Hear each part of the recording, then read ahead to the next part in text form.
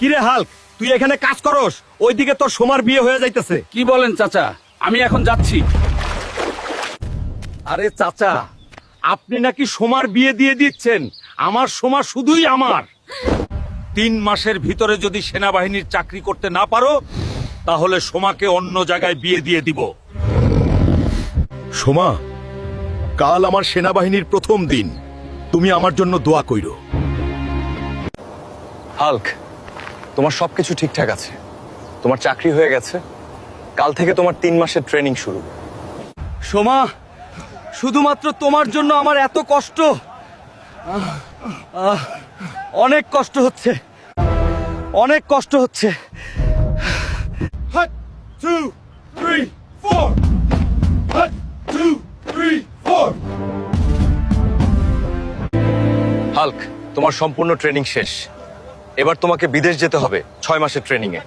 ঠিক আছে sir. Sir, Hulk sir accident করেছে, হাসপাতালে ভর্তি। তাড়াতাড়ি চলুন। ঠিক আছে, চলো। হাল্ক, তুমি এখন অসুস্থ। তোমার বিদেশের ট্রেনিং এখন বাতিল। তুমি 1 মাস বিশ্রাম নাও। স্যার, আপনি এখন সম্পূর্ণ সুস্থ, চাইলে এখন বাসায় যেতে পারেন। ঠিক আছে, আমি এখনই চললাম। আরে আমাদের হাল্ক নাকি সেনাবাহিনীর চাকরি হয়েছে।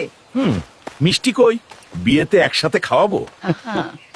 চাচা, আমার সেনাবাহিনীর চাকরি হয়ে গেছে।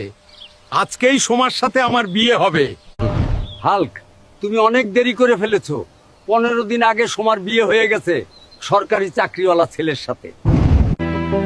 চাচা, যার জন্য আমি এত কষ্ট করলাম সেই নাই, তাহলে আমার বেঁচে লাভ কি?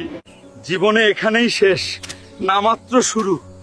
ভালো চাকরি হয়েছে, ভালো বউ পাবো ইনশাআল্লাহ।